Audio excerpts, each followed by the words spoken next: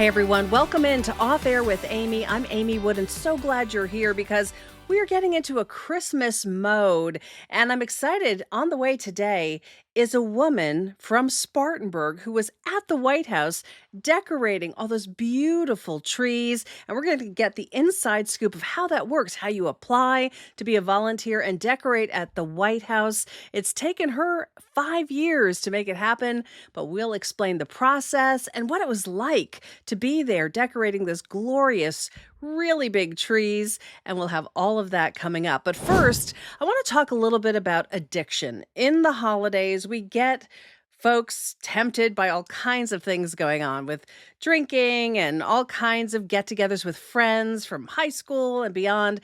And family members too. And things can get stressful and people can feel a lot of different pressures. And so there is a group in the upstate that has dedicated itself to trying to prevent these problems in our community. They're called RIZE Prevention, RIZE with a Z, and they are trying to make a real difference here in the upstate.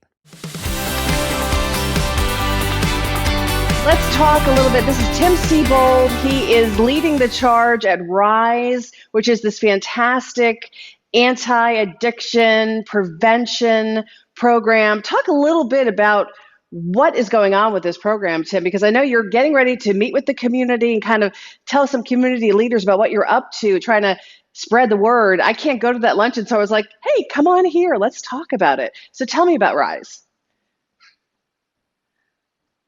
So RIZE is we're a nonprofit. We were formed a little over 2-3 years ago, and it was put together by Martine Halou.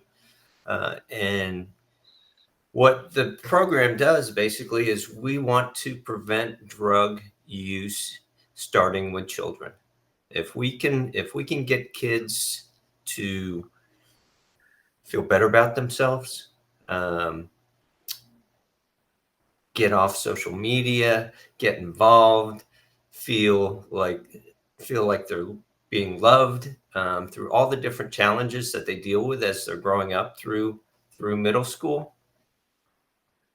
We've been able to show that we've been able to reduce the amount of drug usage or vaping in those specific schools. And that's an important distinction, right? It's not just drugs. We've got vaping going on, very dangerous habit. Let's talk about what you guys came up from. Like, where is the gem of the idea for this organization? I know you're based out of Simpsonville. Is that right? Yes, we are. It is actually Martine's baby. Okay. I met Martine about 2.5 years ago.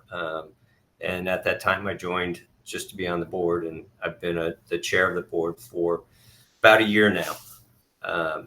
And through Martine's history, working with the sheriff department and so forth, and some past experiences, it was extremely important that she tackle this, the drug use aspect. I mean, we see it all over it's in the news all the time about the amount of drugs coming in and so forth, and people dying, fentanyl. My son wasn't a drug user, but he took one pill, and then he's gone. So I'm so sorry. I didn't know that story. Talk about prevention. That wasn't Martine's story, but that's what we're seeing out there. Right. But when we talk about prevention, it's not just, hey, the old days of my generation, it's here's your brain on drugs. Yeah. Any questions? But we have to get to the root cause of this. Yes. We have to take a look at mental health and all the other things that that determine whether or not people try or use drugs, alcohol, vaping, all those different things. Well, my personal story is that one of my daughters had a college roommate who went on later, about a year later, to have taken one fentanyl pill, and we lost her. And it was one of the most devastating things, because over and over again we're hearing these stories.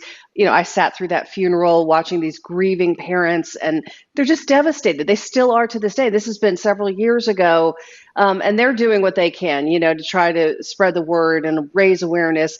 It is so difficult because I think a lot of parents grew up in an era where if they had any experimentation themselves, it wasn't as dangerous as it is now. People don't understand, I believe, that one decision, that one split second choice can really determine your entire life. It really can. It really can. And, for me, my history, my oldest daughter is an addict. Mm, And she started when she was in 8th grade. wow. Um, and we take a look at what happens to the individual, but then Mm, we take a look at what happens to the to the family. family, yeah. The whole aspect of drug use just destroys the whole entire family unit, the individual who's doing it and the family as itself. The theft, lying, the participation in school, not going to school, lying. I mean, the whole 9 yards. It just tears it apart. And just the stress, right? I mean, the stress of wondering, are they going to be okay? Are they going to die? Like, it's awful for families. Does RIZE, I know RIZE is working on prevention. Does RIZE also support families that are going through this? We do. We do. We actually have some one-on-one counseling that we do. Um, so we'll go into the schools. We'll talk to the students. We have our student liaisons that are there at lunchtime and so forth. So we're very visible. So the Hmm. students get comfortable with us in the schools, and they will come up to us and ask about, hey, can we talk afterwards or whatever it may be. Wow, that's great. So it's been really, really good. Yeah. So again, it's not just here's a great big pep rally. Just don't do it Yeah, and we leave. yeah. You have to be there and show support for them. And when it comes to what RISE needs from the community, right, to succeed, to keep going, to get bigger, to make an even bigger impact, what do you guys need?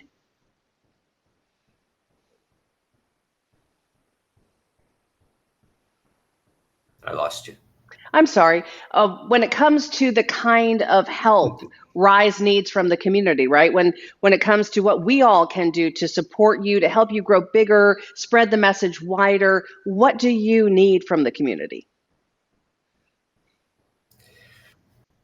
The big thing is for the community involvement. It's a $5 donation. Wow. That's it. $5 monthly donation. We're in 22 schools. We've made a large impact in there. We're supported by um, the education department and so Hmm. forth. But we need our program is free to the schools, and we'd like to grow throughout the community and increase in the upstate and then potentially to the state of South Carolina. But we need funding, and literally, if we can get people to just get involved, $5 a month. I mean, it's a whole lot less than a cup of coffee nowadays. Yeah, of course. Yeah, But it literally, as I talked to Martine, she changes lives on a daily basis, that's amazing. all the time. And Well, when we take a look at our community, these kids are going to come up and hopefully stay here in the upstate. right. You know, we're basically taking care of our future for the upstate Exactly. with the employees and everything else. So, What do you think is yeah. the key to the message that you guys deliver? I mean, is it different than what kids have been getting? I know you talked about how you're not just like the program that comes in and disappears. Mhm. It is different again because it's not a pamphlet Yeah. and it's not an aggressive. You can't do this. You shouldn't do this. You know how bad this is for you. Hmm. It's literally sitting down and understanding what these kids are going through. Everybody's different. So So again, true. it's the importance of being around in the schools and having the students comfortable with us to come up to us and say, this is what I'm dealing with. This is what I'm thinking. Hmm. And they're not talking to people my age. They're talking to younger individuals who have experienced some of those same things. So we were able to relate to them, and they feel comfortable with us. So it's not there's not the hammer coming down all the time. It doesn't sound like a parent. It's not like mom and dad walked in the room. You're trying to open up the dialogue. Well, and I think all of us parents, right? We're Right. all trying to do a better job of listening and hearing them. And this generation is, I don't know if sensitive is the right word, but they're just more emotional and sensitive. And it takes a different approach, I guess, to really reach them. We do take a different approach because it's the whole entire, I think the world has changed a lot. Yeah. People ask questions now. It's not so Mhm. much you have to do this and, oh, okay, I'll do that. It's why. Yeah. Everyone wants to get to the root cause of what the issue is, and that can only happen when you have good conversation and dialogue with these kids and not just mandate specific things for them. Yeah, and what it sounds like you're saying too is it's a two-way why. Like it's not only why should I stop, but it's also why am I doing it? Like understanding what is Mhm. bringing me into this mentality, this world, this temptation.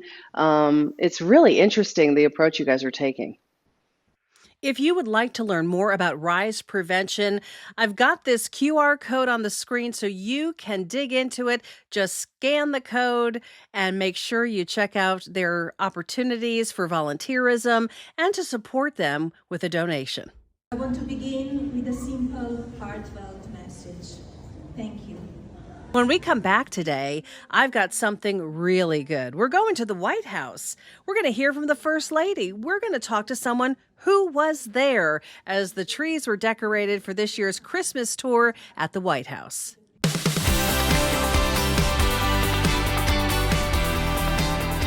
Welcome back. Can you imagine watching something from a distance for a long time and then finally having the opportunity happen for you?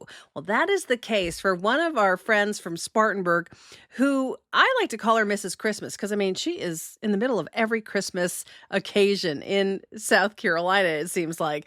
But she had this opportunity to finally, after 5 years of applying, get selected to be one of the volunteers that decorates the White House for Christmas. And so I had to find out, what's it like? So you have to tell me where this desire to decorate the White House came from. I had been applying for a very long time and watching the HGTV show with my mom my whole life. And I was like, I have to do it. Like, I have to be there. And it had been 5 years since she passed. So I was like, you know what? Like, I'm just going to keep applying and see if I can get in. And it happened. So when I got the email, I ran down my driveway and my neighbors asked if I was okay, if the house was fine. I'm like, yes, I'm going to the White House. That is so cool. So let's talk about this application process. Is it difficult? What are they asking you? What do they want to know? So they want to know like why you want to be there, what has like inspired you to be there. And I told them just that, I've been watching the show my whole life with my mom. I'm very involved with the PTSO at my daughter's school. We just had a very successful fall fundraiser, Yeah, fall festival, and we just had Santa shop a couple weeks ago. sure. And I was like, I'm ready. Put me in, coach. Put me in, coach. Yeah. Yeah. And there were, from what I've heard, there were 12,000 applicants and 145 people selected. That's amazing. So do you get to know the other folks while you're there? And how many people are you sort of teamed up with? Yeah, so there were, I believe, 5 or 6 different teams. I was on Team Frosty, and we worked with those people. We had different rooms that we worked on. I had the pleasure of pulling ornaments for the Oval Office, the East Room, the Grand Foyer, and we all sat on the floor, crisscross applesauce, stringing lights on trees in the East Room for so Wow. long. But there's a vision that the First Lady wants, And I see it now. After I got to go on a tour yesterday, I'm like, I get it. I see why I have to string the lights on the tree the way that they are. So what did that involve? Was it a different way of doing it? Yeah, so you sort of go like up the trunk, and they call it like candy cane style. You go out the limb and then back on the limb and back around the trunk and then to the next closest limb, wrap as close to the tree as you can, back out, back. And there were I think like 15 strands of lights with 15 strings plugged into each one of them, at least on my tree in the east wing, just one of them. And there were 51 trees. Wow. And so 145 people decorate 51 trees. Is that what I'm understanding? Yeah. Yeah. You had the Wow. option. I'm still figuring that out. You had the option to do half week, the beginning of the week, the end of the week, or the full week. A lot of Wow. people on my team stayed for the full week. I really Okay. didn't know what to expect, so I didn't want Hmm. to, fully commit to being there the whole time. But we had the first couple of days we worked in their warehouse, Okay. and they call the trees, they call them making the recipe. So you would Ah. go and you would shop for the items, and you would put them in a box, and you would label them, these red ones are going to the Oval Office, and you would write that on there, and they would pack them up in the big box trucks, and then Wednesday morning bring them to the White House and load them all in. And then, so was it just one day of like in there doing it, or was it Yep. So like our to explain first, the days? Because I know you yeah, had 3 days, right? yes, I was there for 3 days. So Monday and Tuesday we were at the warehouse, working on we were crafting, a lot of crafting. I actually glued together the garland that's on the tree in the green room. Okay. It's like a game theme. So there's dominoes and there's old wooden toys in the trees. And Oh, I glued together and handmade the garland that goes along the tree. wow. And we had a lot of people have been asking, there's portraits of Donald Trump and George Washington, and then Hmm. people are asking, are they Legos? Are they diamond art? They're Legos. They were Legos. Legos, and they had beautiful bows above the portraits that people made, and they had to go through. They sat there for so long making these, all day Monday and Tuesday, and there they are. Their works of art are in the White House.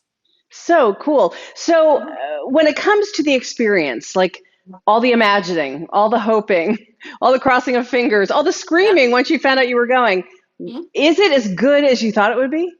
It is that and so much more. It was just such a surreal experience to like step over the threshold of the White House front doors and be in there and just see. As you can see, I have two Christmas trees in my living room. I told my Yes, I husband, see that. I said, listen, I'm going to come home with a lot of ideas, and Brace yourself. be prepared to handle whatever request I make. And I immediately put up my first tree and my second tree. But it is just to know that it doesn't matter who's the president. Just Sure, no. the idea of being able to decorate such a historic place that Yeah. so many people are going to get to see and enjoy.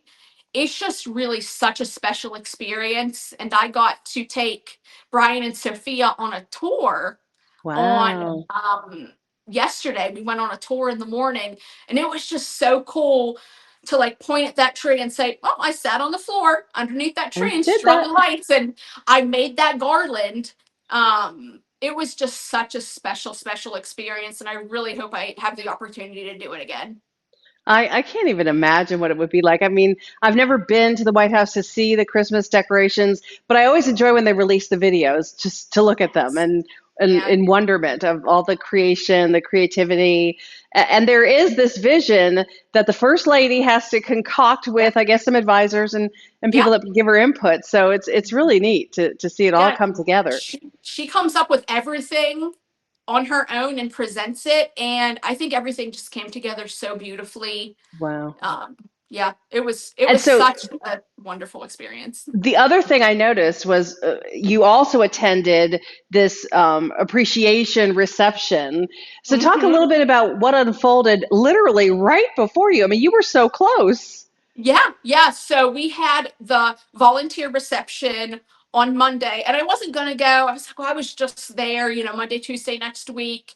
And then we were talking about it, and my husband and I said, we're like, I'm gonna go. I Yeah, have to be there to see this of through. course. And a reception is set up so much differently than a tour is, because like I sat on a chair from the 1900s. Wow. You can get like up close to everything. Nice. And it was just so wild to be eating in the state dining room.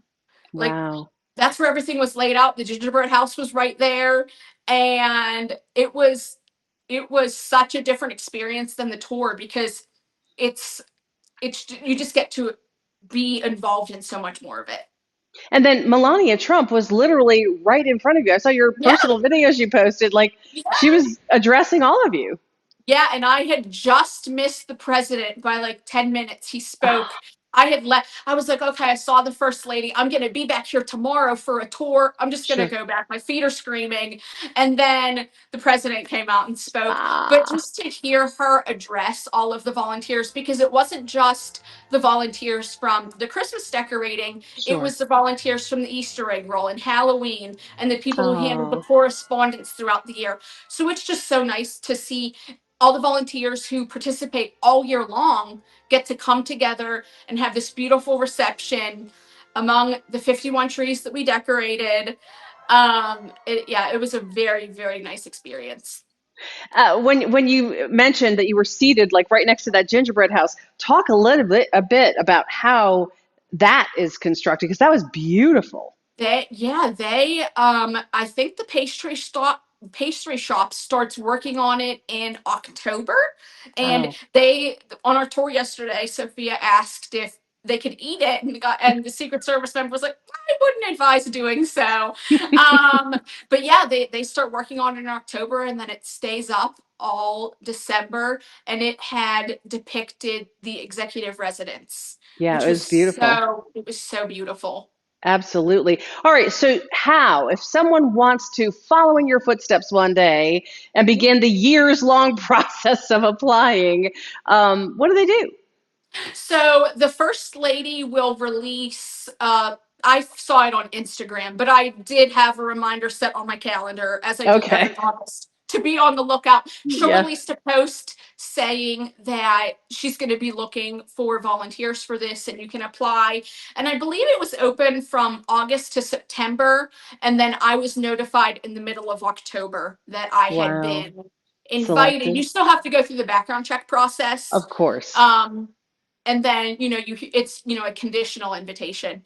And then I heard back, and I was on my way to the White House. So, what kind of mementos do you have? I saw some apron, I think, that they gave you or Yeah, something.